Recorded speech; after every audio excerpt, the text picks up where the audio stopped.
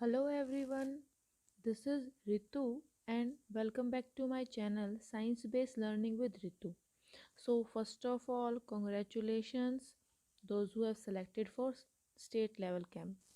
So, आज I'm going to start your videos or session for your state level camp. So आपका जो syllabus Indian contribution to advancement in science and technology है, that is आपका जो आई cast है, जो senior group के बच्चे हैं उनके लिए है आपका एटॉमिक एनर्जी और एग्रीकल्चर पे बेस्ड है। सो उससे रिलेटेड आज हम कुछ कंटेंट करेंगे और कुछ क्वेश्चंस करेंगे। If you are new to my channel then please subscribe the channel and like and share also. So चलो स्टार्ट करते हैं। तो सबसे पहले आपको देखने को मिलेगा इसमें कि जो हमारी जो कंट्री है उसने कैसे साइंस और टेक्नोलॉजी में स्टेप रखा और कैसे कैसे एडवांसमेंट आई।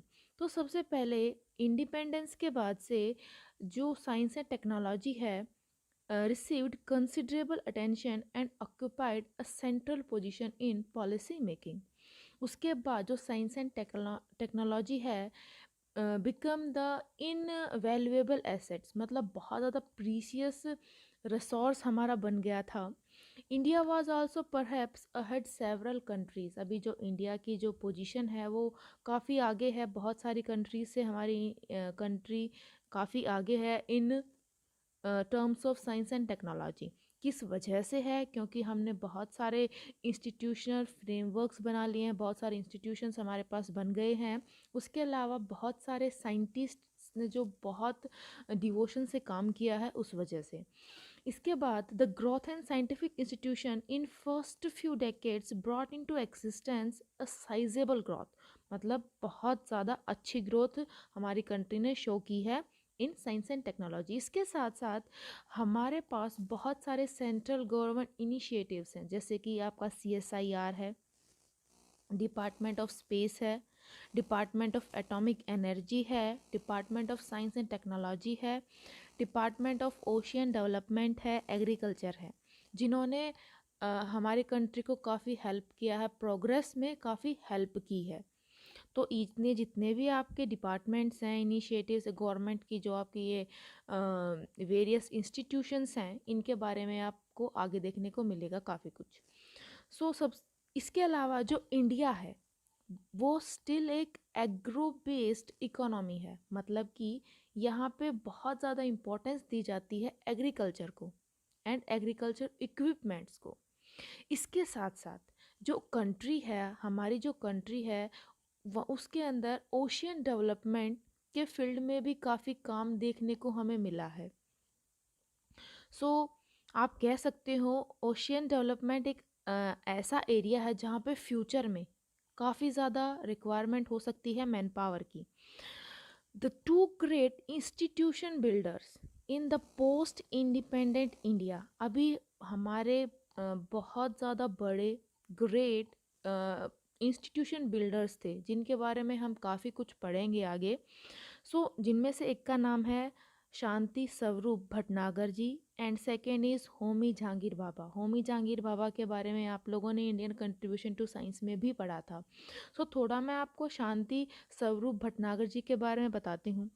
तो जो शांति स्वरूप भटनागर जी थे, he was known as the father of research laboratories. उनको फादर ऑफ रिसर्च लेबोरेटरीज के नाम से भी जाना जाता है, याद किया जाता है। He was the first director general रहे हैं वो हमारे CSIR के। CSIR हमारे गवर्नमेंट इनिशिएटिव है, गवर्नमेंट एजेंसी कह सकते हो आप।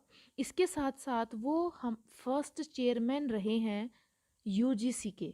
तो आपने सुना होगा UGC हमारा, इसके अंडर बहुत सारे एग्ज़ाम्स हमारे होते हैं।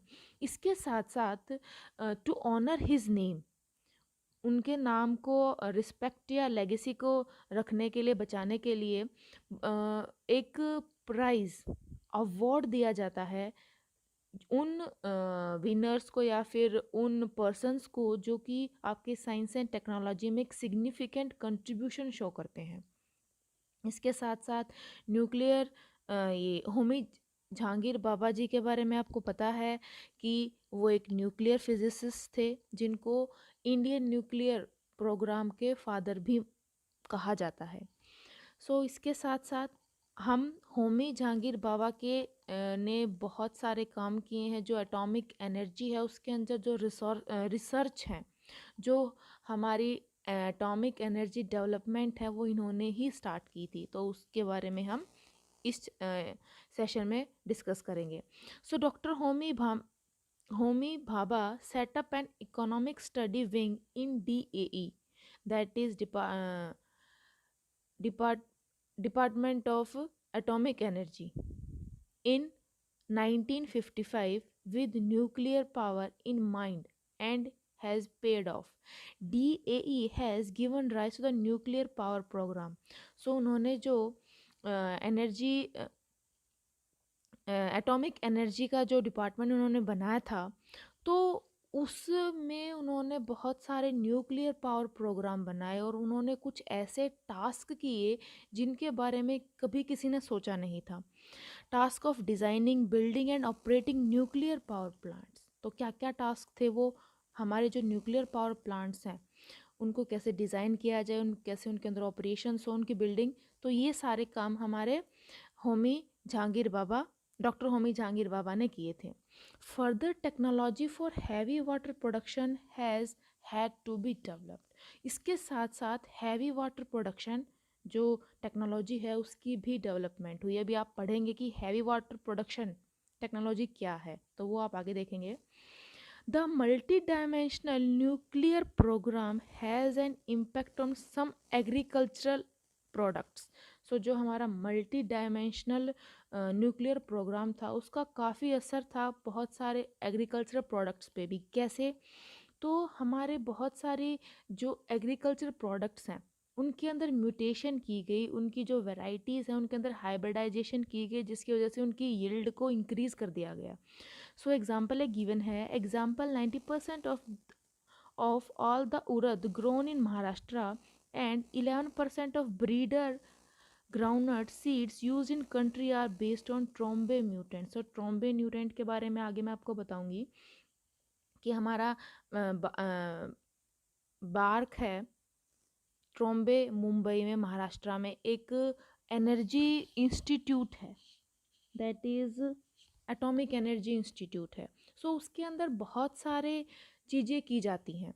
तो उसमें से एक एग्जांपल आपका गिवन है कि वहाँ पे हाइब्रिडाइजेशन, मतलब कि जो आपके सीड्स हैं उनको हाई वैरायटी सीड्स के अंदर कन्वर्ट किया जाता है। And contribution to the growth of nuclear medicine in the country. CSIR has sustainable influence over chemical, agrochemical and pharmaceuticals and petroleum industries and products. तो CSIR है, उन्होंने भी काफ़ी ज़्यादा रोल प्ले किया है।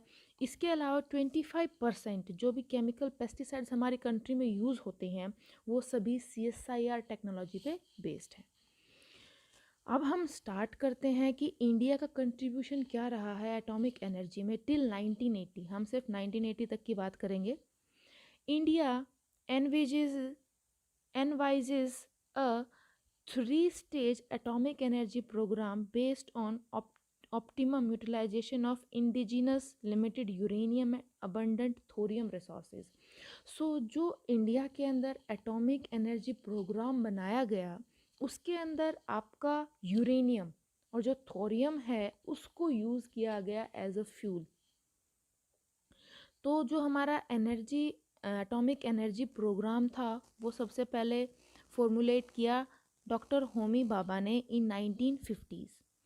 किस लिए? To secure the country's long term energy dependence. अभी आप सभी को एनर्जी की रिक्वायरमेंट होती है, या फिर जो हमारे बड़े बड़े पावर प्लांट्स हैं उनको वहाँ पे टर्बाइंस की मूव करने के लिए हम एनर्जी का यूज़ करते हैं, कोल, पेट्रोलियम। तो दे आर एग्जॉस्टेबल, एक दिन वो ख़त्म हो जाएंगे। तो उस चीज़ को कम करने के लिए उन्होंने एटॉमिक एनर्जी प्रोग्राम बनाया था। आफ्टर दैट जो हमारा एटॉमिक एनर्जी प्रोग्राम था उसके अंदर 3 स्टेप थे, जिसमें से फर्स्ट स्टेप आपका है pressurised heavy water reactor, second is fast breeder reactor and third is breeder reactor. So ये आपके 3 स्टेजेस थे। ये 3 स्टेजेस क्यों थे? अभी इसके बारे में आप एक साइकिल देखेंगे और उसके अंदर आपको पता चलेगा कि कैसे हमारे न्यूक्लियर पावर प्लांट्स के अंदर काम होता है और एनर्जी जो है वो प्रोड्यूस की जाती है। Although we have 25% of world's thorium reserves, हमारे पास 25% थोरियम, वर्ल्ड का 25% थोरियम प्रेजेंट है। It itself is not a fissile material. अब ये जो फिसाइल मटेरियल है ये क्या होता है?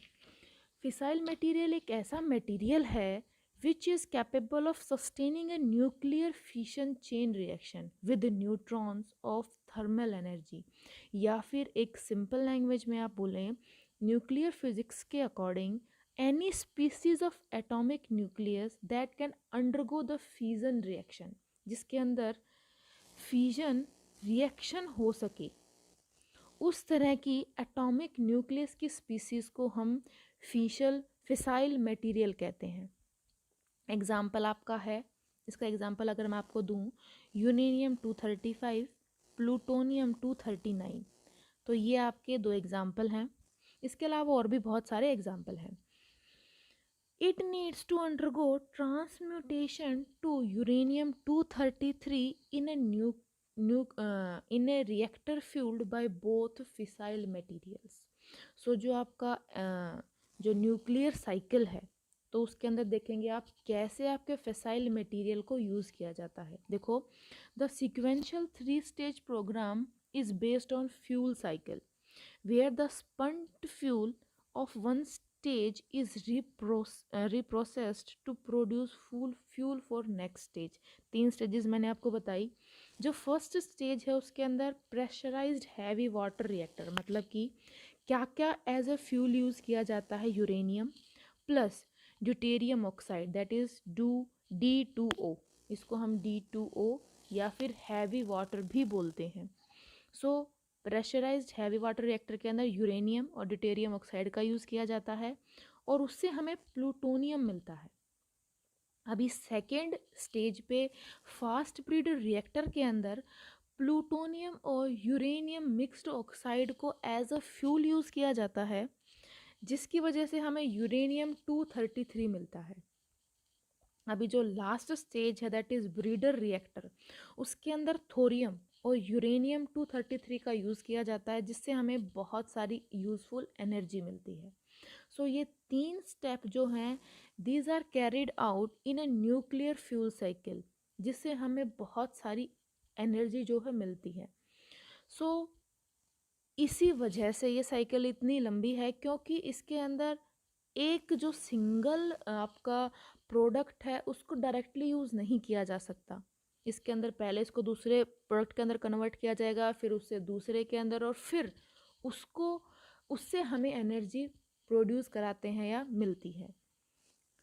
After that, India has developed and expertised in all stages of nuclear fuel cycle and created indigenous capabilities in designing, constructing and operation of nuclear power plants।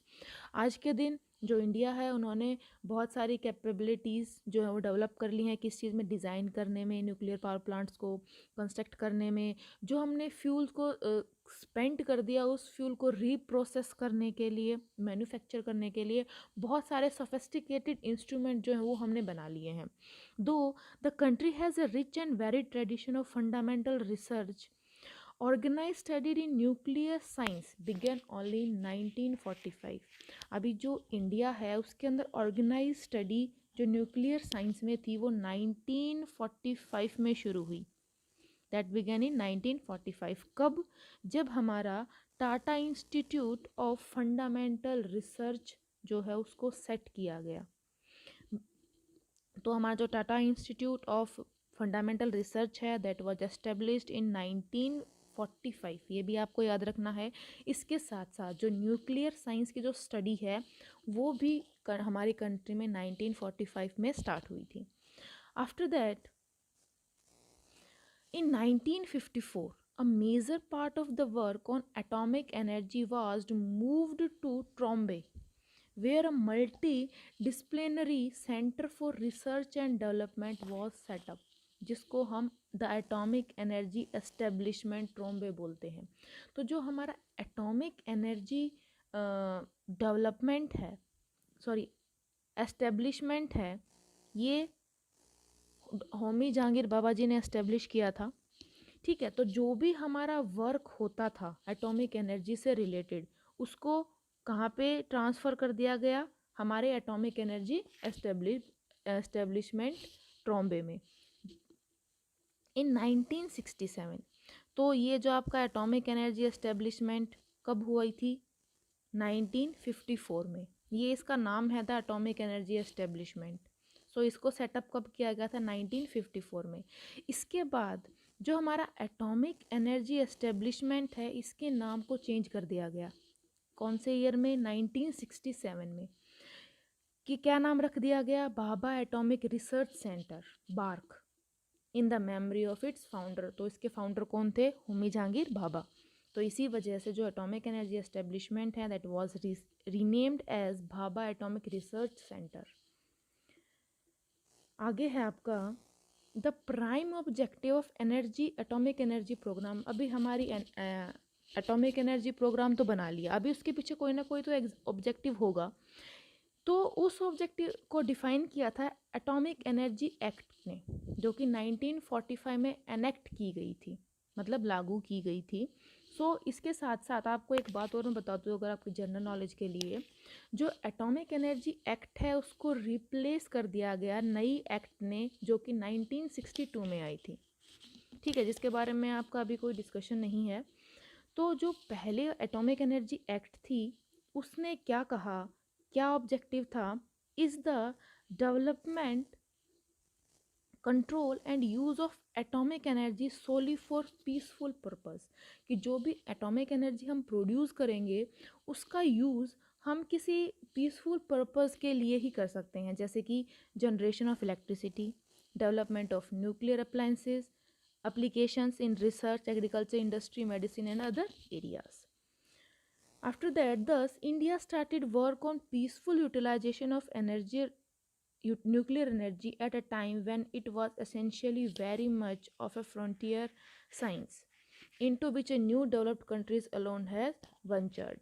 सो जो India है उसने बहुत अच्छा जो काम है वो एटॉमिक एनर्जी में शुरू कर दिया। ये आपका कुछ टॉपिक्स थे जिससे रिलेटेड आपके कुछ क्वेश्चंस कराऊंगी अभी मैं। फर्स्ट हमारा क्वेश्चन है फुल फॉर्म ऑफ CSIR। ये कुछ फुल फॉर्म्स हैं आपके, स्टार्टिंग में आपने देखा होगा, तो वो आपके फुल फॉर्म सभी पता होनी चाहिए। Full form is, first option is council for scientific and industrial resource, council of scientific and industrial research, committee for scientific and industrial research, and last option is council for scientific and industrial research. अगर आप इसको ध्यान से देखेंगे तो इसके अंदर दो ऑप्शंस आपको बिल्कुल सेम दिखाई देंगे, that is this and this.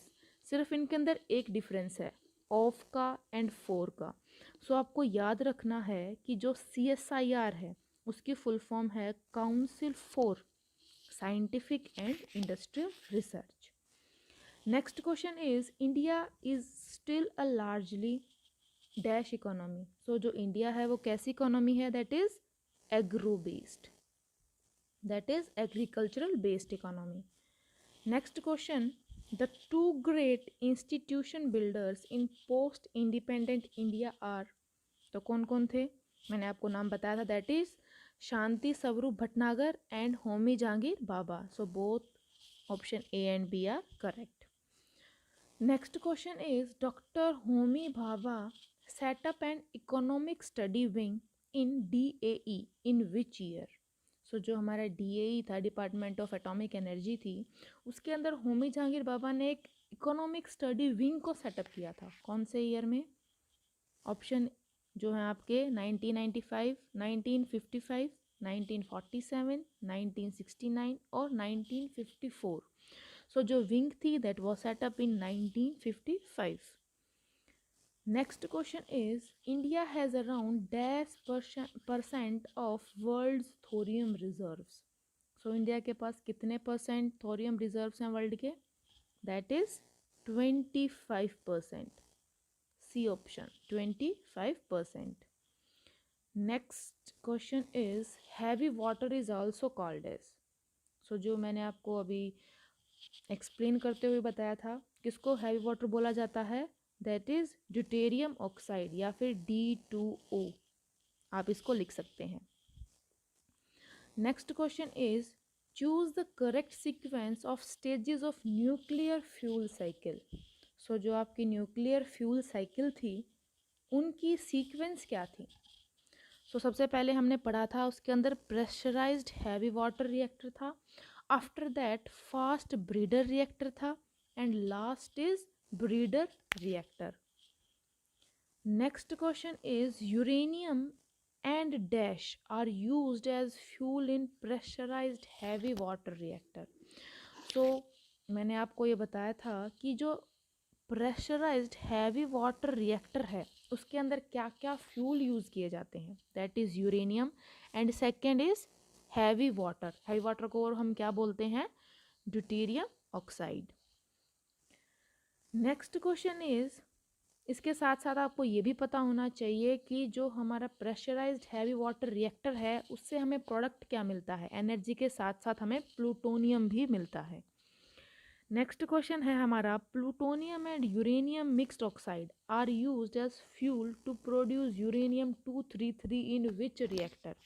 ये जो क्वेश्चन है इसको किसी भी तरीके से पूछा जा सकता है, या तो आपको प्रोडक्ट दे दिए जाएंगे या फिर आपसे रिएक्टेंट्स पूछ लेगा वो, या फिर ये पूछ लेगा कि कौन से स्टेज की है। जो आपका प्लूटोनियम और यूरेनियम मिक्स्ड ऑक्साइड है जिसके अंदर हमें मिलता है यूरेनियम 233, ये हमारी सेकंड स्टेज है, और सेकंड स्टेज हमारा क्या है, that is fast breeder reactor, जिसके अंदर हमें यूरेनियम 233 हमारा प्रोडक्ट मिल जाता है। Next question is in breeder reactor. Breeder reactor कौन सी है, हमारी थर्ड स्टेज है। Dash and dash are used as fuel to produce energy. जो हमारे प्रोडक्ट्स जो हमारे रिएक्टेंट्स हैं वो क्या क्या होते हैं, they are thorium and uranium 233। जो हमारे थोरियम और यूरेनियम 233 हैं, they are used as a fuel to produce energy in last stage, और you can say breeder reactor. Next question, the organise studies in nuclear science began in which year in our country. जो आपका organise study थी nuclear science में वो किस year में start हुई, that is 1945। Next question, when did the Tata institute of fundamental research established. अगर आपको याद हो तो मैंने बताया था कि जो न्यूक्लियर फिजिक्स या जो आपका न्यूक्लियर साइंस में जो स्टडी थी वो कब स्टार्ट हुई थी, 1945 में। और 1945 में कब स्टार्ट हुई थी, जब हमारा टाटा इंस्टीट्यूट ऑफ रिसर्च जो है वो एस्टेब्लिश कर दिया गया था। सेम इसका आंसर आएगा 1945। Next question is, the atomic energy establishment Trombe was established in. जो हमारा एटॉमिक एनर्जी एस्टेब्लिशमेंट ट्रोम्बे था उसको कब एस्टेब्लिश किया गया, दैट वाज एस्टेब्लिश्ड इन 1954। और 1954 में क्या हुआ था, हमारा जो मेजर एटॉमिक काम जो हमारा होता था उसको मूव कर दिया गया था in atomic energy establishment. Next question is, the atomic energy establishment was named as Bhabha Atomic Research Center in memory of, किसकी मेमोरी में और कौन से ईयर में। हमारा जो AEE है that is AEE atomic energy establishment, उसको बार्क बना दिया गया। फाउंडर थे हमारे होमी जहांगीर बाबा, और विच ईयर, 1967।